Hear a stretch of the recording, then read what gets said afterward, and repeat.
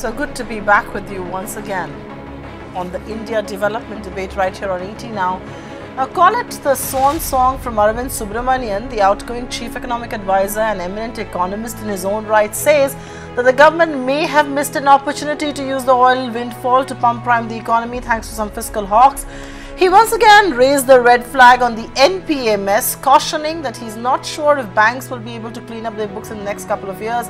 By his own admission, the bankruptcy law is a much better alternative to his own idea of bad bank. There is also a word of praise for former RBI Governor Raghuram Rajan for spotting the NPA mess early on. On broader economy, Subramanian says it is impossible for India to have a one-rate GST structure, although the number of tax slabs can come down to 3 in the near future. There is also a suggestion to have an independent fiscal council which could function as an unbiased chronicler of the Indian economy. On privatizing public sector banks, he says ICICI mess may have weakened that argument for a sell-off of the government stake. And on our flagship show, India Development Debate this evening, we analyze the hits and the misses of the Modi government's fiscal policies in the light of Subramanian's suggestions, and especially on the banking space. We've got Prateep Chaudhary, former chairman SBI, Hemendra Hazare, banking expert, Gurucharan Das, author and commentator, and Maithili Busnur-Mata, consulting editor.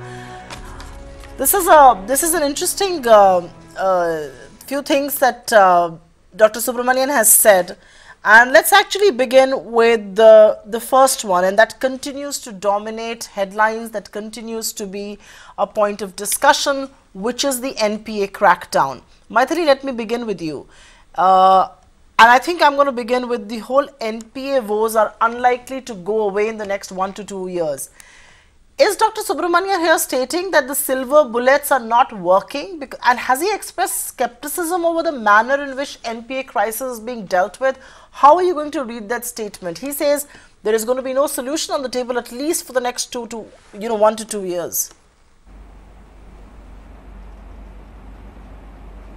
Well, I think he's just being realistic, because to expect a silver bullet for something as convoluted and as difficult and complicated as the NPA mess in our banking system would be very unrealistic. NPAs in any case are part and parcel of banking systems all over the world, and part of the magic really to resolution of NPAs is economic recovery. We've seen that not only in India in the earlier instance in the early 90s when we had a huge NPA crisis, but also all over the world. Italy, post the European debt crisis, we saw all the pigs, as they were called, Portugal, Ireland, Greece, Spain, all these countries, Italy, they all went through a massive crisis, banking crisis, and it is mainly because of economic recovery that the NPA mess has been largely sorted out. So I think he's being very realistic, because there cannot be a magic bullet, and the fact remains that till such time as you do something to address not just the symptom but also the cause of the NPA crisis, you're never really going to be able to get out of a situation where you will have a repeat of this kind of thing every few years. So I think he's being realistic and not just being very cynical or pessimistic. Okay, so he is being realistic and perhaps not being cynical or pessimistic. Gurucharan Das joins us all the way from New York, and thanks very much, sir, for sparing time out and speaking to us. Dr. Subramanian goes back and in his parting shot, he talks about the NPA crisis, essentially states that it's going to take at least 1 to 2 years. Now, given his statement, and yes, I grant the man that he is making a realistic statement. He's not talking through his hat. He's not saying things will be sorted out. There's this silver bullet that will fix the Indian economy. In that realist tone, in that realistic narrative, is he also suggesting then, and is that a fair assumption to draw from his statement, that the economic recovery will be that much delayed? If banks are going to be saddled with these NPAs for another 1 to 2 years, we will not see much credit lending, and not robust credit markets will mean we will perhaps see recovery being delayed as much, right? Well, I agree with Arvind, and I think that the problem here, first of all, this government took just too long, or more than 3 years, to really get to find a solution to the problem. And the most hopeful thing they have done is the insolvency law, and that will help sort it out. But the root cause of the problem, really, as the previous speaker said, I believe is the fact that far too much of India's assets are in the hands of the public sector. No country, no democracy, no sensible society has 70% of its assets run by the government banks. Government's job should be to govern, to regulate, but it should not be to run banks. And therefore, I think this was an opportunity to do something more than what has been done.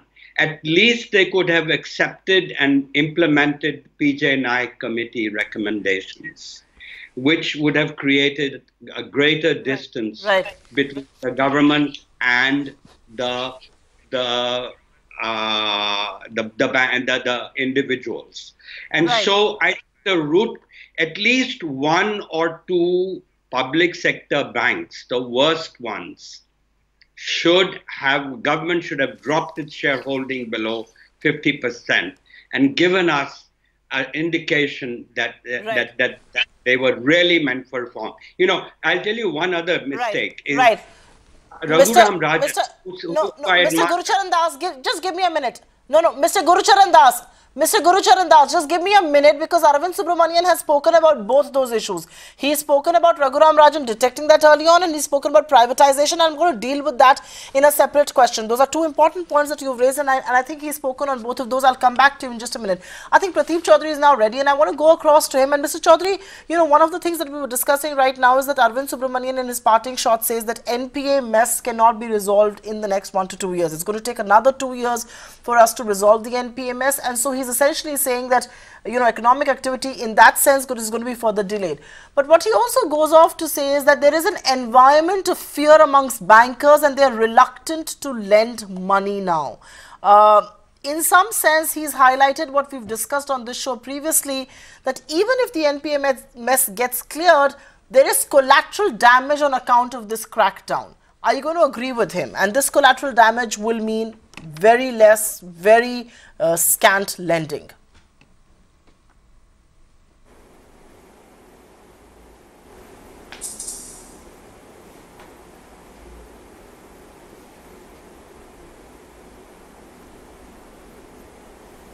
Mr. Chaudhary, could you hear me? Yeah, now I could hear you. Can you hear me? See, I think the chief economic advisor, I could just now hear you. I heard whatever you said. Now, should I respond? Yes, sir. Please go ahead. Can you hear me? Yes, please. Clearly. Should I respond? Yes, sir. Please go ahead. My voice is not going. See, Mr. Arvind Subramanian, of course, has access to better information, and therefore I have every reason to believe that what he is saying is based on better information, and I have no reason to disbelieve him or to contradict him. So, the fact is that he has been slightly optimistic, which is of course understandable, because it's a way you look at the glass, whether it is half full or half empty. And regarding the collateral damage, I think the current Department of Financial Services or the government or the RBI would be in a better position to comment whether the banks are taking risks or they are shying away from risk. Coming to Mr. Gurcharan Das' point about, privatizing the banks, I think there was a golden opportunity. IDBI, who government has reduced its holding, but it has transferred it to another sovereign, LIC. Now, whether the banks should remain in government sector or not is the prerogative of the political establishment to decide.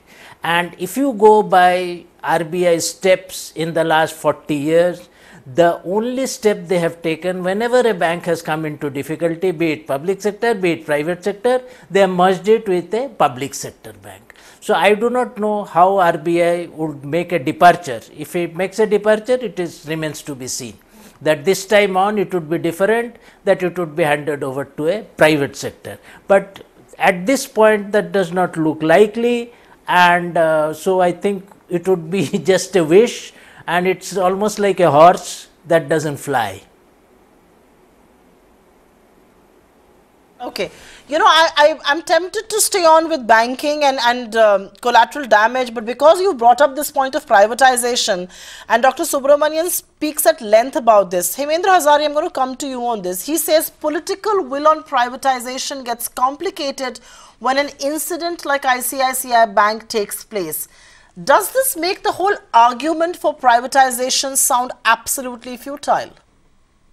No, definitely makes the case for privatization much weaker, and very rightly so. Because earlier Dr. Arvind Subramanian was a keen advocate for privatization, and he is using every opportunity to run down, PSU banks whenever there was some problem. And what we saw in the ICICI Bank case was absolutely terrible. I mean, you had really no corporate governance. You have a similar problem, slightly different in Axis Bank. All these new private sector banks, most of them are reporting divergences. That means their accounts have not been really showing a true and fair picture. So this whole idea that you have this one section of banks which are superbly managed, their accounts are supposedly very credible, they are gold standards for corporate governance, has all really got, just totally melted away. And therefore, I think everybody has to see how the corporate practices are going on in ICICI Bank. And I fear that a lot of these practices are also there in all the other private sector banks, but they have not yet surfaced like they have surfaced in ICICI Bank and Axis Bank. Okay, Gurucharan Das, I'm going to come to you, and we are proponents of privatization too, and it does raise the question that when a controversy like ICICI Bank comes to light, is privatization really the solution? Is that where the solution lies? Because what about lowering stake? Why can't we get that down to begin with? Because look at how the IDBI LIC deal is happening. That's not, you're basically taking off your burden and taking off your stake and passing it on to LIC, which is not how it should be done. But I'm just wondering, is privatization the answer to India's banking woes? And a man like Dr. Arvind Subramanian, who was a big proponent of this, as a parting shot says it may perhaps not be the most fertile thing to do. One scandal in ICICI Bank or one scandal in a public sector bank like PNB should not be the basis of making a judgment. We should look at the world. Why is it that we have a monopoly on the truth and no one else knows what's right? Why is it that the rest of the world, the democratic world, does not have 70% of its assets in the public sector? They have none. And what makes India such a great country that we should have the truth and we should be different from anybody else? So we should ask ourselves this question. And the reality is that look at the NPAs of the public sector versus the private sector. The reality is I've been on the board of both public sector and private sector. The fact is that the private sector is far ahead in technology, has got a lot more controls, is able to act in a much more agile way. You wouldn't have this problem today. They hire better people. They're all the time, they're much more professional. So why can't we undo the damage that Indira Gandhi did 40 years ago in our country? So many governments have come and gone. We elected Modi because of this. And just a couple of years ago, people were saying, oh, Air India, of course it must stay in the public sector. But this government did decide that there was something wrong in a government running an airline. It's the same thing with the banks. And what I was about to say is that Raghuram Rajan, he is someone I admire, but the mistake he made was that it was under his charge that banking licenses were given to the private sector, another opportunity. And he gave very few licenses. There should have been a lot more licenses given to the private sector, so that the share of the public sector comes down, gradually comes down, And you just look at this mess of the NPAs is partly caused by political lending, by the fact that we don't have the controls that we should have in there, and don't go by scandals like the ICICI or the PNB scandal. Okay. You make an important point there, and I'll go across to Maithili on this. And Maithili, two questions there really. Arvind Subramanian in a parting note says that Raghuram Rajan should be given credit for identifying the extent of the NPA. It suddenly seems to be a case of when he's going back to the US, he's remembering old friends. He hasn't acknowledged that publicly in any case ever before. And the second point is a point that Mr. Gurcharan Das was raising, that, did Raghuram Rajan, was he too stingy with bank licenses? Should he have given many more out? Was the discretion perhaps not warranted? Some people will say that Indian industry that is a stakeholder and that had that has a stake in this whole banking sector should not have been given licenses to begin with, because there is conflict of interest. What's your own view on this? Do you believe giving out many more banking licenses would have resolved this problem? It would have skewed the share that the private sector had?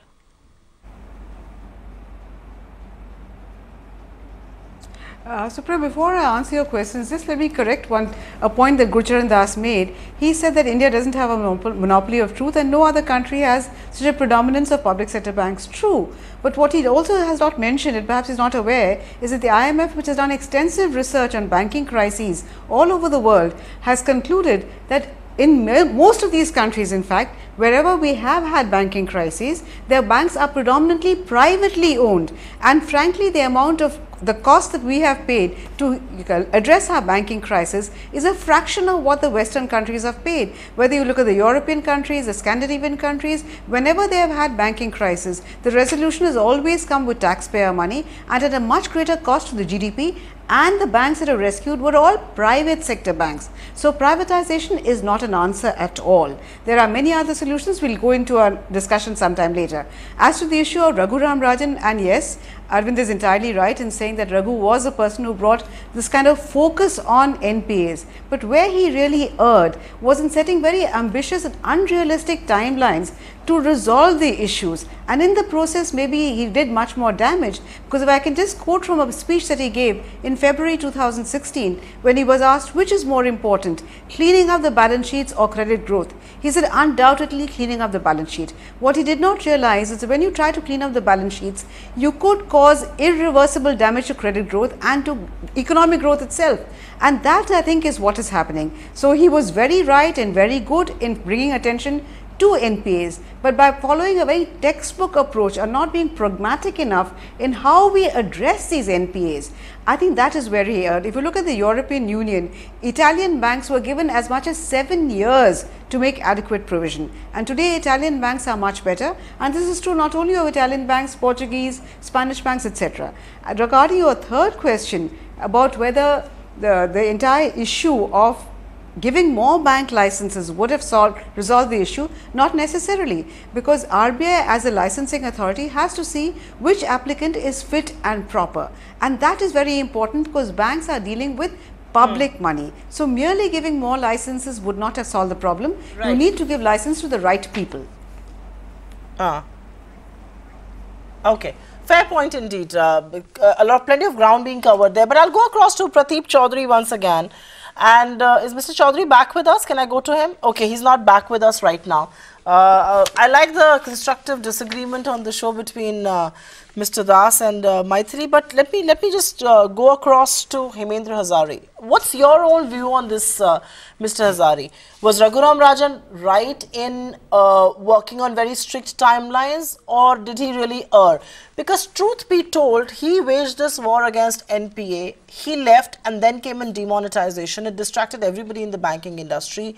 We are still to clean up the NPA mess. We are still trying to figure out if IBC is the best way forward, is ARC the best way forward, can there be one silver bullet, do there have to be a plethora of these bullets to be attacked together? You know, we're still trying to find our feet on what is the best way forward, and truth be told, there is plenty of value erosion that's also happening on the, within the IBC itself, and that is something I'm going to discuss right next. But what do you think, NPA had to be cleaned with those stringent, strict timelines, and perhaps that wasn't done, or do you believe this is the right approach? In my opinion, Dr. Raghuram's approach was extremely aggressive. Whenever you want to have NPA recognition and you know there is a huge NPA problem, recognition is only one aspect of it, which no doubt he dealt with. But at the same time and simultaneously, you must have a corresponding capital injection plan to make up for those losses. So it has to be combined. He had to coordinate with the Ministry of Finance for the government banks to be recapitalized to the extent of the losses that they would face from the NPAs.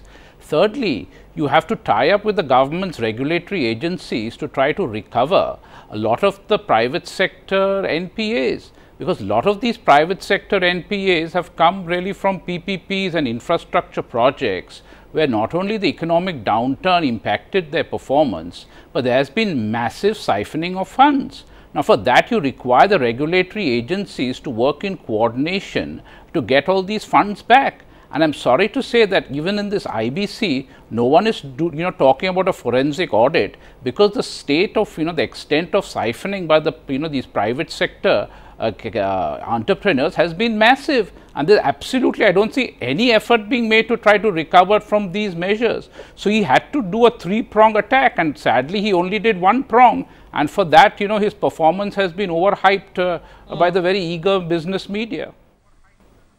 Okay. All right. I don't know if you're taking pot shots at business media like ourselves. I was being a gracious host. You're not being a gracious guest. But let me take this back to Prateek Chaudhary. And I think he's back with us. And Mr. Chaudhary, Arvind Subramanian also makes one very poignant comment. He says big ticket lending, and he also said the same thing before the parliamentary panel today. He says big ticket lending decisions were influenced. What is he hinting at? Is he hinting at political interference? And the larger question is, how do you end this?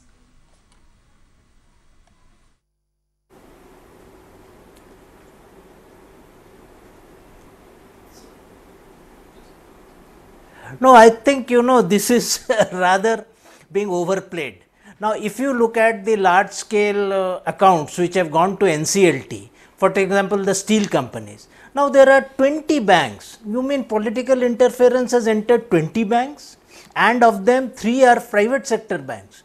So, if you say that, even if I assume that political interference could have been there, that was for public sector bank. But how has political interference come into private sector bank?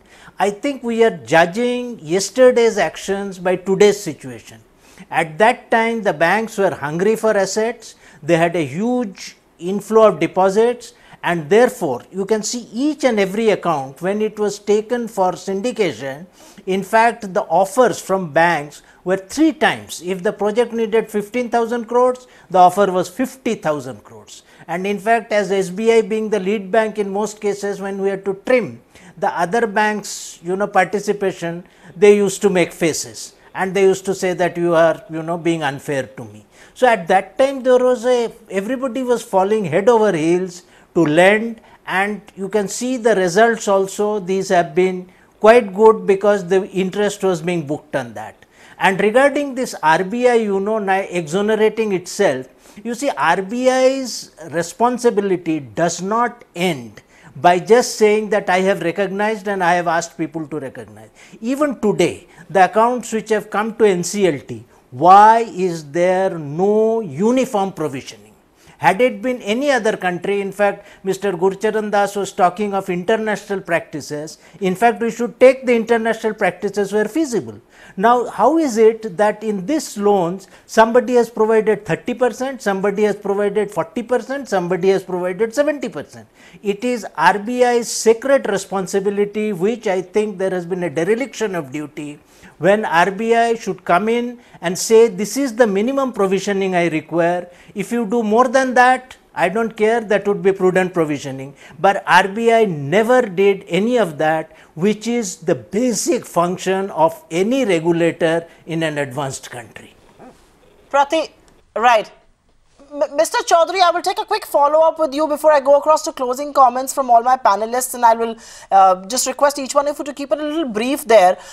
We need judicial way to overcome stigmatized capitalism. That's what he's referring to, and I'm presuming he's talking about the IBC. Is he justified in saying so that it can't be administrative, it can't be executive, it has to be judicial, we need judicial means, judicial ways to overcome stigmatized capital. Is he justified in saying so?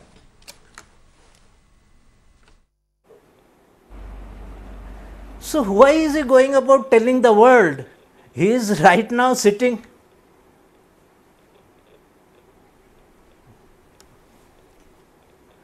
We can hear you. No, why is he growing about crying all over the place? He is right now sitting in Ministry of Finance. Let him change the rules. Let him work with the minister and let him change the rules in the way he think would be more prudent and more optimum. So this is something very surprising, that the people who are in position to influence things, have to do things, in fact go about suggesting and don't do it themselves. So rather than suggesting to others, it is important for them to do it and show it. Okay, Maithili, you disagree with this, don't you? Because you're a big supporter of bankers allowed to take commercial decisions on their own. The reality is they weren't taking any, and which is why these judicial means were to be adopted. Well, absolutely, because bankers rather fear that if they take a decision and agree to a very large haircut, then invariably fingers will be crossed, fingers will be poked at them, and they will be pointed at them. Fingers will be pointed at them, and they will be asked so many questions. You'll have the CBC, the CBI, everybody knocking at your door and maybe hauling you over the coals. So bankers fear to agree to any haircut, whereas when it comes through a court, then bankers are in the clear. So this is why they defer and they prefer judicial clearance, as it were, judicial agreement or whatever decision rather than their own. And this is where it is very sad today, because a banker, he needs to take a commercial decision. The judge will not be able to take a commercial decision, but unfortunately, because bankers have this huge feeling of fear, if they take a commercial decision, they will be penalized for no fault of theirs. They prefer to take it to the court, and then that is why we are in the mess that we are, with bankers unwilling to lend. Right. Okay. Fair point indeed. Two quick last questions, and Hemendra Hazare, I'll come to you on this. Earlier on July 1, he had also said he was not clear how the recently created AMC would interact with the bankruptcy code procedures that are already in place, which of course the government touts as its big reform. Will they work in tandem or will they work against each other? Is Arvind Subramanian the only one worrying how it's going to work, or are you equally bewildered and confused as well? No, we have had AMCs for some years now, and they have not really been great success stories. So I think it is very clear that this whole AMC is just Mr. Piyush Goyal trying to say he's doing something in the short tenure that he's got as finance minister. Because if AMCs were a success story, there are so many of them. They're in the private sector. There's there's even public sector banks have stakes in them. None of them have been a great success, and they have not been a great success is because the resolution of NPAs always has been a problem and a complex area in India, and this is the case, and this is the way it will be. So I'm there that with Arvind Subramanian on this, that I really don't see how this AMC can become a success at all. Fair point. One last question, and I'll take Gurcharan Das to take a shot at this one. He also says there's a lost battle over use of oil windfall to fiscal hawks. In hindsight, do you believe it served us well to be fiscally prudent, or is this a case of a lost opportunity, as Arvind Subramanian seems to suggest? Is that directed to me? That's right, sir. This is directed to you. I tend to agree with Arvind Subramanian. I think that the oil price decline was an opportunity to prudently increase spending in infrastructure by the government to start the process of creating jobs. But in closing, let me just say a couple of quick things. One is that I learned after the Harshad Mehta scandal in the 90s, I knew I was responsible to, I was in a role where I had to to talk to CVC and to the public sector bankers, etc. And the tragedy that came out was the fact that lending stopped. The bankers were afraid of the 3 C's, the CVC, the CBI, and the CAG. And this is what's happening today. The tragedy today is that they are scared. And this goes back again to the fact that we have their public sector banks. You wouldn't have this fear if you had a proper banking system, as most countries do. Indeed.